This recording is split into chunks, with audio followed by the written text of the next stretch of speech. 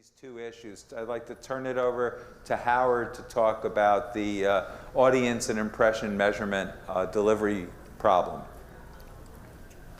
Thank you, Joe. I guess I'll stand here. So I'm going to try not to be redundant with a lot of what Joel said. I think for the most part, we're pretty much in alignment with some of his things. The only thing the only point I'd maybe make is the point about outcomes is something where I think my vision is, as a media company, we owe it to our advertiser partners to actually show outcomes that are driven by when you're when you're involved in a media campaign or integrated marketing campaign on our networks. So just one sort of clarification. All right, what's going on here?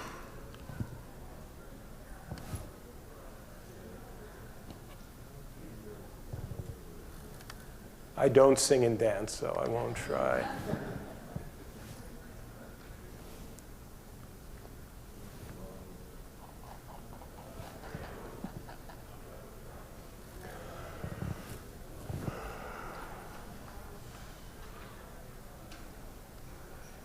Let's see if I can sort this out. Yeah. Here we go. Thank you. All I had to do was walk in front. There you go. So, one of the things that's sort of scary, and unfortunately I've been around this industry far too many years, is the fact that it's the year 2015 and we should not be surprised that we're challenged with having great cross-platform measurement solutions. Can you guys do full slide? Okay. Digital has been around 20 years. The need to be able to do a better job of integrating TV and digital, it's not a new problem. And one of the things that really scares me is, as an industry, we don't move fast. I don't think anybody would say the media research industry is nimble and quick.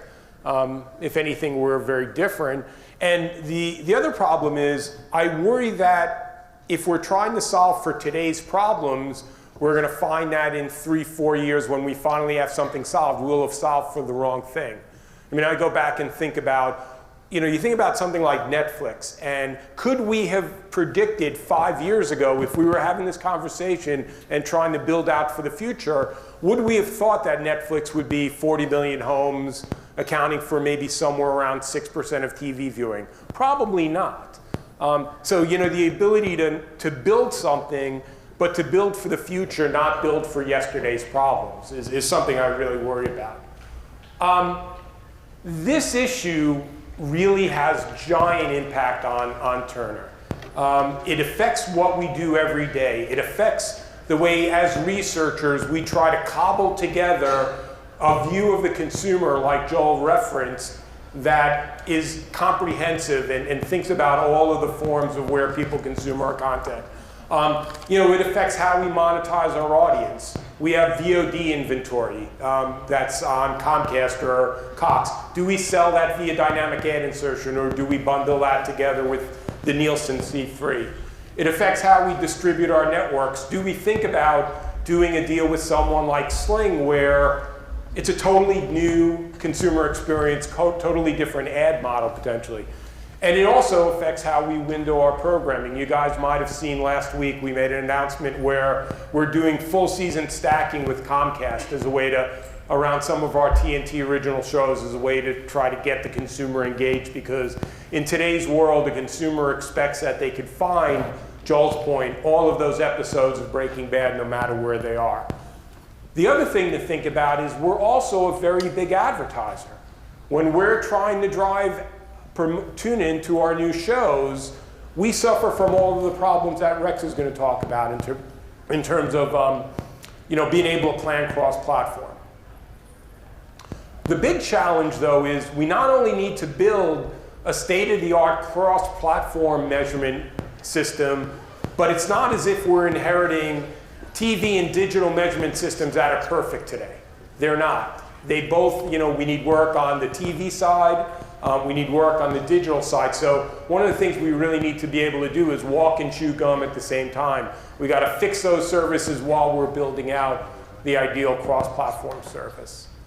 The reality is, so I've been in this business, I said, a long time. The first sort of 25 years, the TV world was pretty stable. Things didn't really change.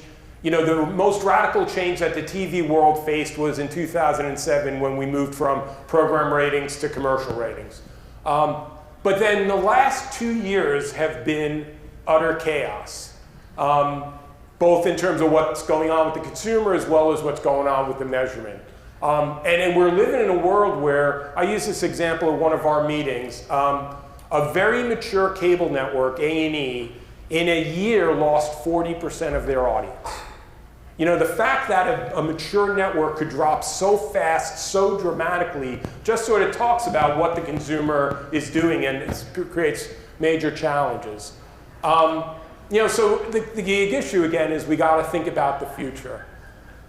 This is a chart that we put together just to explain sort of the complexity of how we think about things.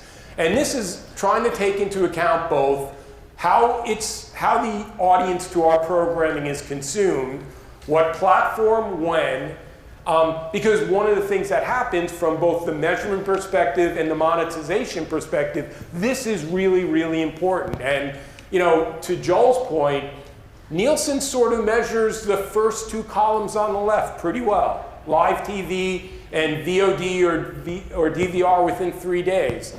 The rest of it is a little hazier. Some of the stuff on the right, they're not really able to do right now. And one of the challenges, you'll hear me talk about a concept that we've termed called leakage, is we need audience measured so we can monetize it. We need audience measured so that actually when Wall Street looks at the health of our company, they see all of our audience. They just don't see the Nielsen C3 measurement. Just quickly from a TV measurement perspective, as the world gets more and more fragmented, we need bigger and bigger sample sizes. One of the things we're all dealing with right now is Nielsen is in the process of putting in place a sample expansion plan that includes modeling of demographics. And we've never been in a world where the currency has anything but what Nielsen collected directly from the consumer. And I think for some old guys like me, it's a little uncomfortable. And we need to really think about that.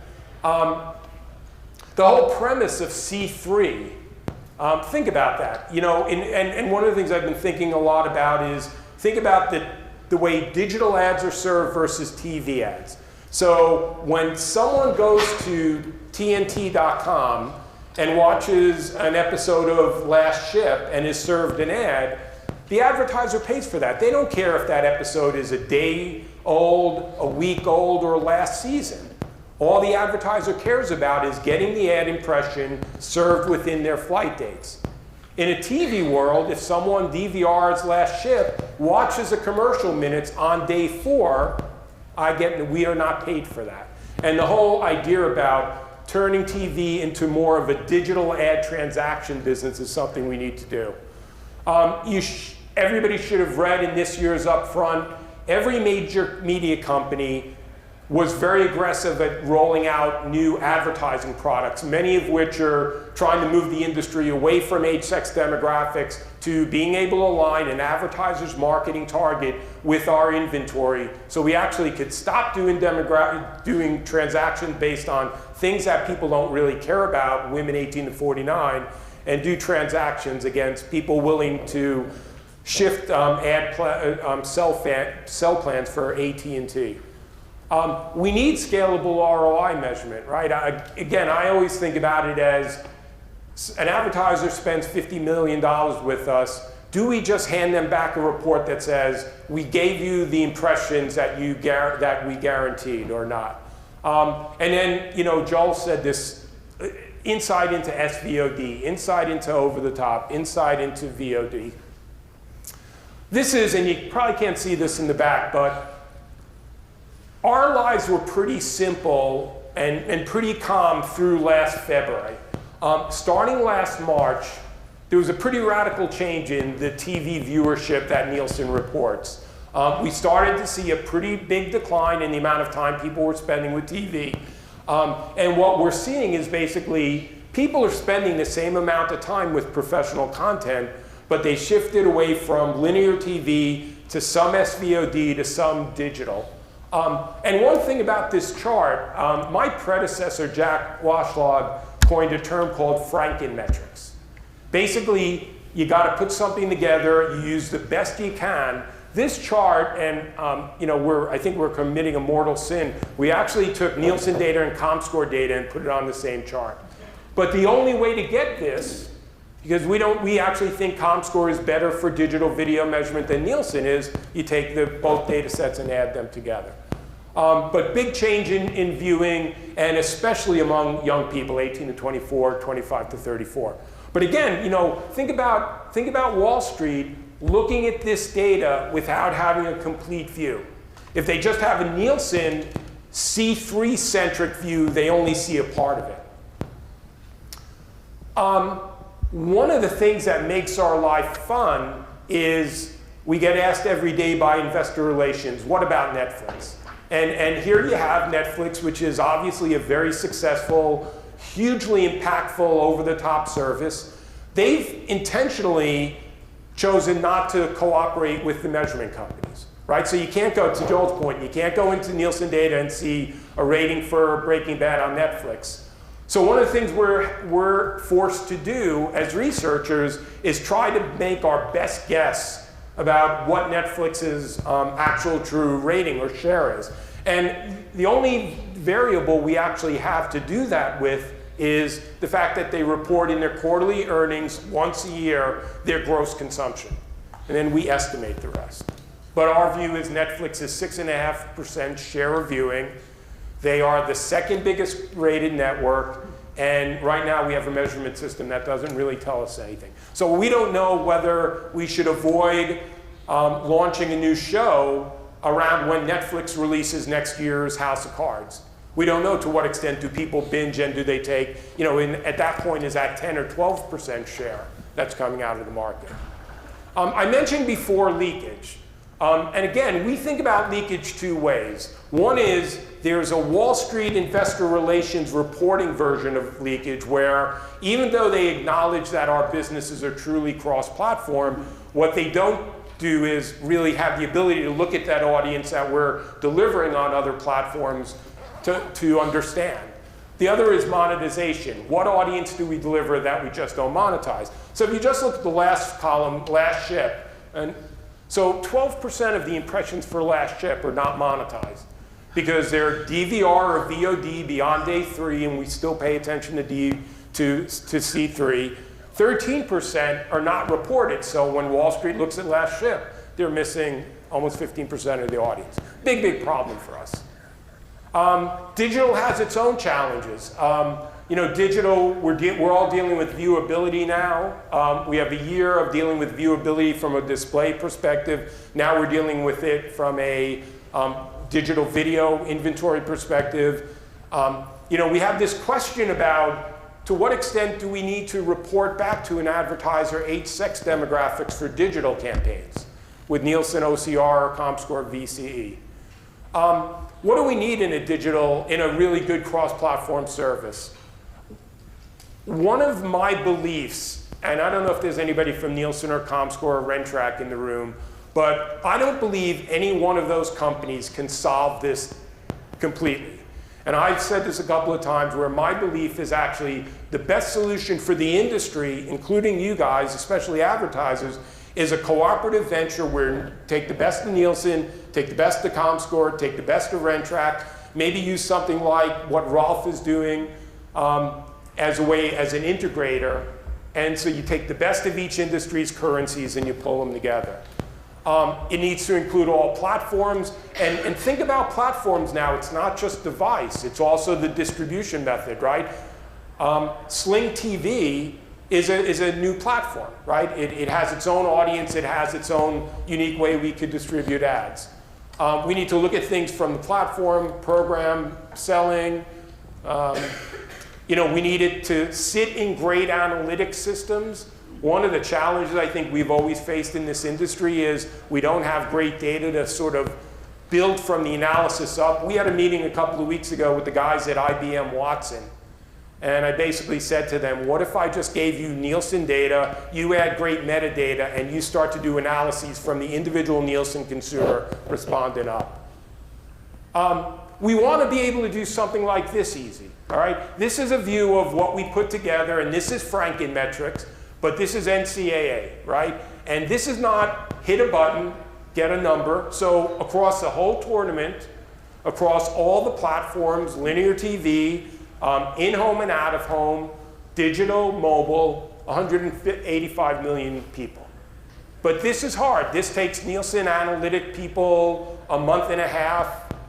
It's not something where we could generate that the next day. We need to generate this the next day. I'm almost done. This is an example of what we need from an ROI standpoint. So this is something where we use TRA. We love what they're doing in the ROI space. We were measuring a cross-platform campaign on Cartoon Network TV and digital for Capri Sun. And the cool thing here is we actually are able to measure the direct sales that are driven by advertising. We need to be able to do this every day. One of the things I really believe is from a media perspective, media company perspective, we not only need to know if our audience is in the target at a very specific inventory granular level, we also need to know how they respond. When we have a great optimization engines to drive good ROI for our advertisers, we'll know both target and response. Now, the thing that gives me hope is there are a lot of good things going on in the industry. I don't think there's ever been a place where there's more good thinking about cross-platform. Nielsen's announced their total audience initiative. ComScore has been around with Project Blueprint for a while. There's the stuff that Rolf is doing with Reality Minds. There's a lot of really good stuff here. But again, I think part of the question becomes, is there a forcing mechanism where we could put Nielsen and ComScore and Reality Minds and Rentrak in a room and not feed them or let them out for air until they've built something that works on all our behalf? So with that, I think I'll turn it over to Rex.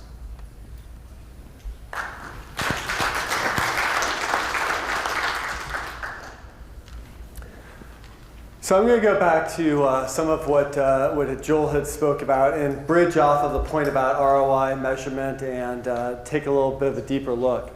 As we look deeply into the different trends as we're meeting with different marketers, what we're seeing is that the explosion in the amount of addressability, big data, and automation, all simultaneously tied together, really are changing the way that most marketers are approaching this year's budget. I can see Coca-Cola's building from my hotel room here, and they had shared with me that 2016 will be the year that they try to make as much media as possible programmatic. And I said, oh, with digital? Like, no, with everything. Oh, in the US? No, everywhere. So this is, and that's just one example of many, many marketers that will tell you the exact same thing. So when we look across our client set and the people we work with to measure their return on investment, that pace of change is dramatic. And I think Joel's point before about how you have to look at analytics and how you have to behave differently today than you did a few decades ago is really well taken. We think about, big data analytics had given marketers the advantage in the past. You think about P&G being ahead of others because they were doing mixed modeling more frequently than others. That's no longer the case.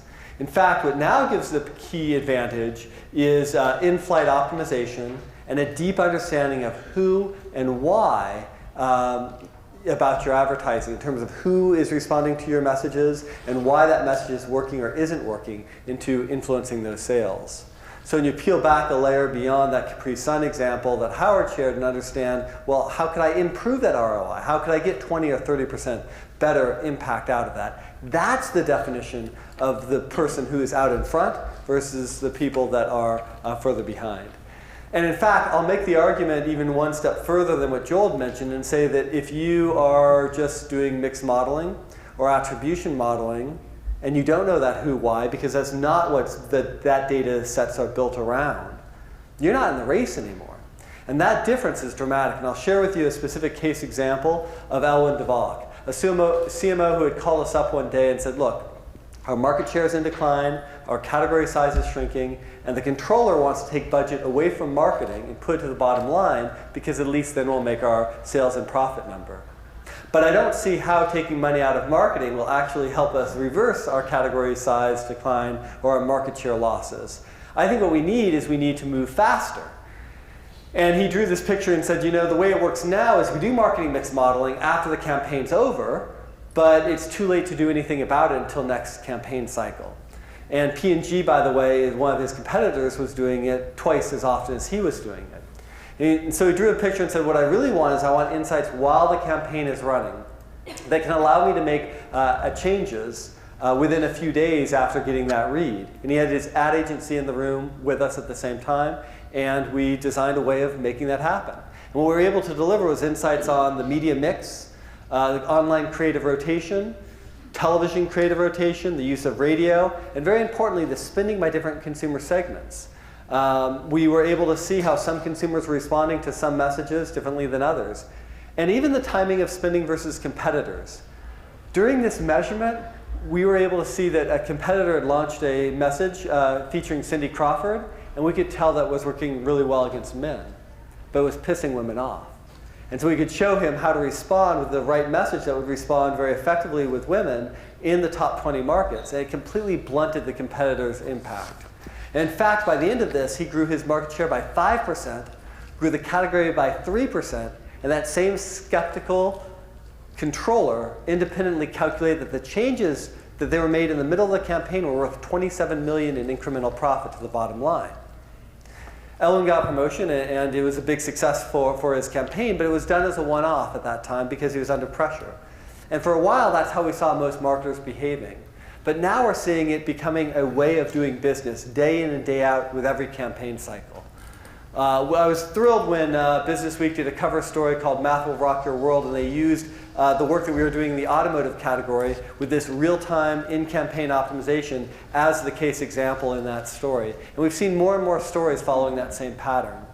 And what we realized by looking at all that pattern forming is that what's needed now is more than just big data, more than big models and big analytics and speedy analysis.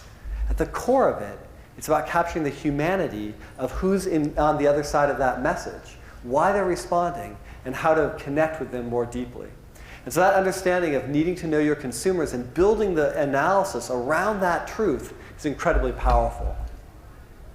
So to Joel's point, I mean, if you're looking at mixed modeling or attribution modeling, you've got transactions and impressions in the middle, you don't really have a clear view of the consumer. But when you shift it around and put the consumer in the middle and you connect the DMP data, the social media, the other media, the geolocation, where they live, how far from the store, what's going on with the weather patterns, as well as brand perceptions and intent, the emotional data that describes who's connecting with the brand and how and why, and purchases and so forth. When you put all of that together, that's when we really begin to see a different picture. And at the core of it, the fact is the biggest wild card in any marketing campaign that defines the differences between great ROI and not so great ROI. It's how that message is connecting with that person.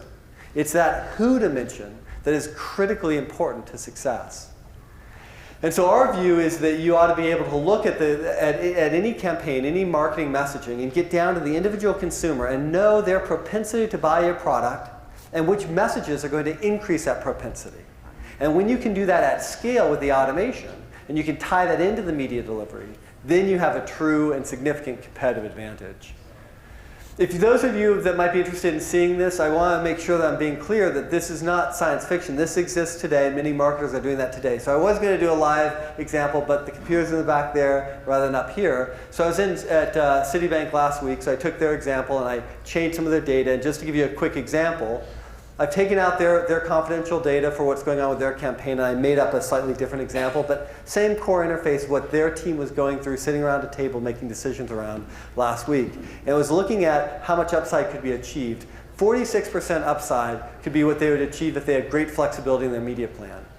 Now, because of upfronts and the way they bought, they lose about half of that upside, so about 20% upside they can still achieve just by changing who the message is being delivered to. And what that looks like is you think about those individual messages, and what we found, if in these examples, one appealed more to women and another more to men, and different neighborhoods, different types of Facebook profiles and other things, if that's your heat map of how your different ads are working, and you know the different ads have different overall impacts by frequency, and you know where you're at with diminishing returns, which we do in each of these cases, then you can optimize all the way down to the individual TV program level, the individual website level, the individual magazine, selective binding. Should I buy addressable media, or should I buy the whole package or rotation? Those are the types of questions that are being answered in the middle of the campaigns, and those are the ones that are making a significant difference in ROI. So to summarize, I do think that we have to start with consumers in the core and then build out our models and analysis from that. Of course, we bring in big data and analytics and all the data that's available, but at the core of it, we have that consumer and that key information. And when we layer that on with automation and the speed, that makes a significant competitive advantage. So think about real-time creative and media optimization, the right message to the right people at the right time, at the right place, at the right price. That's what we're solving for as the campaign's dynamically running. So I'm interested in your feedback. I'll hand this over to Joel. Yeah. Well, I don't need the clicker anymore. I just wanted to have a few minutes. Do you guys have any questions for either Howard or Rex?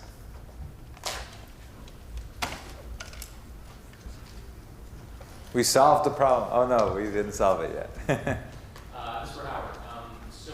The business I operate in, for a long time, media across multiple channels. Buying media across multiple channels. And I think that I kind of hear two things that are happening simultaneously. The right for research in the media landscape, so Netflix and leakage, and then the other side of the story, which is optimizing real time. Where do you begin? Where are we going to get the highest return on yield? That's a great question. I honestly think it's something where I don't think we can afford to not do them simultaneously.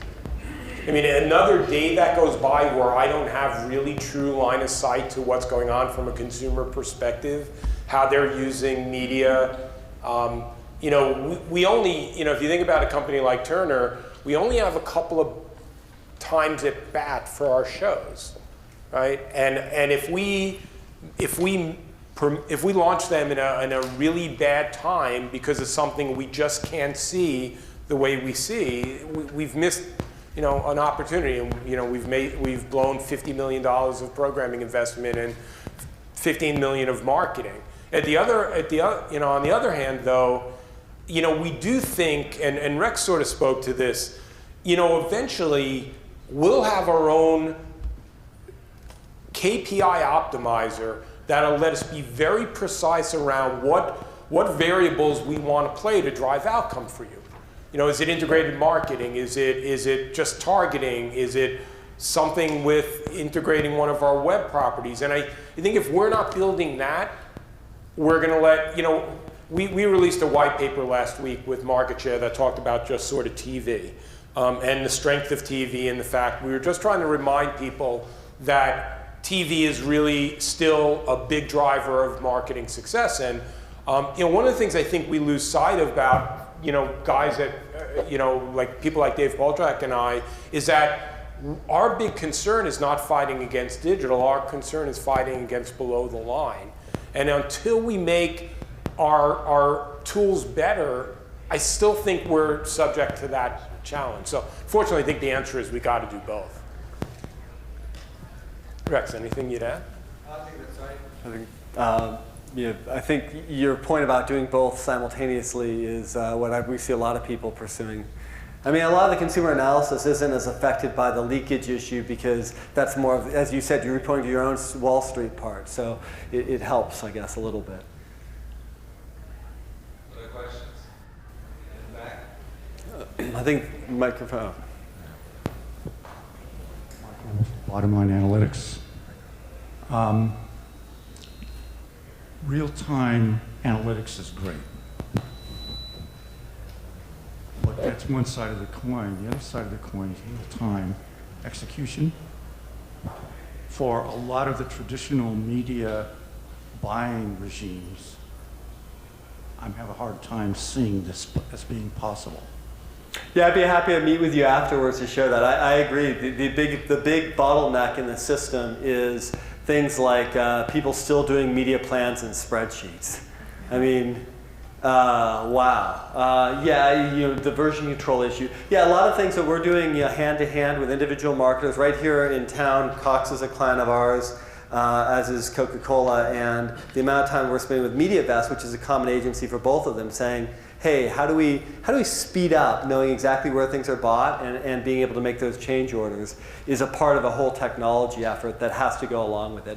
I put that as the outer ring of automation, because I do think the consumer core part and that insight is at the heart of it. If you just do the automation, you don't have the consumer part, you have, you're missing the core part of the solution. But I think you're right. The consumer part is a necessary part of delivering this faster optimization, in-flight optimization, but it's not sufficient. Automation is an important part of it. Another question? Yeah. I think related to Rex, your example with Citi, and the fact that about half of the potential upside was taken away by upfront. From a network side, is there a movement to kind of reevaluate what upfront really plays in a space where doing it in more real time and perhaps not having that committed spend up front gives you more flexibility and may actually end up working harder for you down the line? Yeah, it's a tough thing, right? Because I think everybody in our space, the upfront process, I hate to keep coming back to Wall Street, but it gives Wall Street comfort that, we will book 75, 80% of our revenue, in a couple of weeks it'll be done, and they know there's some certainty to that part of our business for the next year. I think it's inevitable what you described, which is we need to be more nimble, and we have the same problem, right? I've always thought TV needs an ad server. We need something where real time we're making decisions about how to use inventory, both on our own behalf as well as an advertiser's behalf.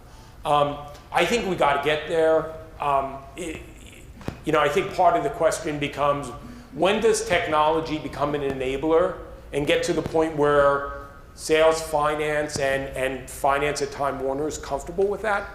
But it's happening. I mean, I think, it's now, June 15th, and most of the upfront hasn't been done.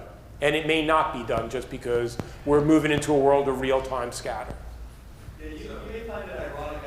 I'm actually a fan and supporter of upfront, not as it's configured today, but the idea that we are building a marketing supply chain and we want coordination between the media owners and the marketers. It's just right now that coordination is lousy, and people are using the metaphor of a stock market. That's not what we want to create. We want to use a supply chain where the marketer is able to say, hey, within this range, can you give me more flexibility? Or what I'm learning from my consumer insights is these are the type of environments where we want to be advertising. These are the people that we want to be talking to. Can you design programming that's going to get us more towards that direction?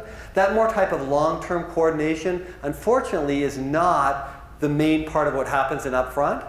It's not the main part of what's going on with agency reviews. It's around grinding around price. And so I think we need to break the focus on the lowest common denominator price part and work more towards a more data-driven supply chain connection of sharing information back and forth. And I think that'll be a better world for everyone. Most of that 46% upside, where we lost about half of it, I think we could probably close most of it through the coordination of saying, hey, within this walled garden, can we have flexibility to move within your properties because you own a lot? That would have made a huge difference. And it didn't exist in last year's upfront. It will probably exist in more cases in this next one. So I want to ask you guys a question.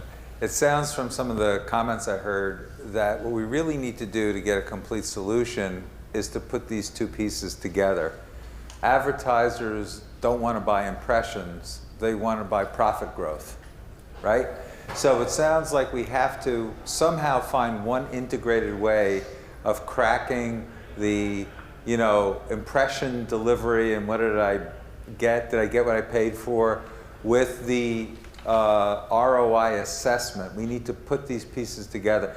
Can you guys envision a way of converging these two research measurement streams?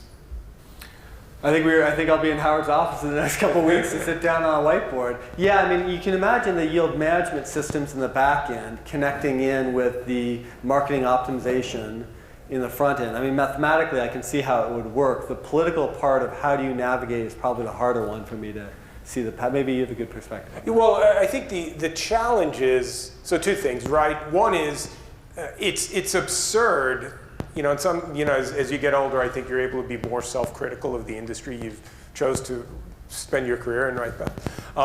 But it's amazing that here it is, 2015 up front. We all feel good that now we've made this transition from ridiculously silly age-sex demographics. And when I'm looking for a cheap joke, I talk about, what industry would put Sarah Palin and Lady Gaga in the same group? Well, it's women 25 to 54. Ridiculous. So we're feeling so good about, we've now gone from age-sex to audience targets. And we can transact now off of audience targets. The thing I worry about, and we can forecast delivery against audience targets. We've built, our data scientists down here have built a way where if it's Coca-Cola and they're trying to reach heavy Coke buyers, we can forecast at the individual day, half-hour level where we reach them across Turner. The challenge becomes, how do we get that precise with ROI? How do I know that people who watch Big Bang Theory on TBS at 8 o'clock are really responsive to the soda category where people who watch Conan are less responsive? And I think it's just the issue of, and this is where I look at Facebook with a whole lot of, sort of desire, envy, because, they have this integration with Datalogix where they can measure every campaign that has Datalogix as a relevant data set for outcomes. When I go to Nielsen and want to run an ROI study like what we showed you, it's $100,000 out of my research budget. So I can't do it at scale, and I think that's the thing that's really missing. So it sounds like we should do this again next year, and you guys should be reporting on the progress you've made against this. So I assume Howard and Rex will be available for questions. I know we need to stop now for the next session to start. So thanks a lot, guys. Thank you.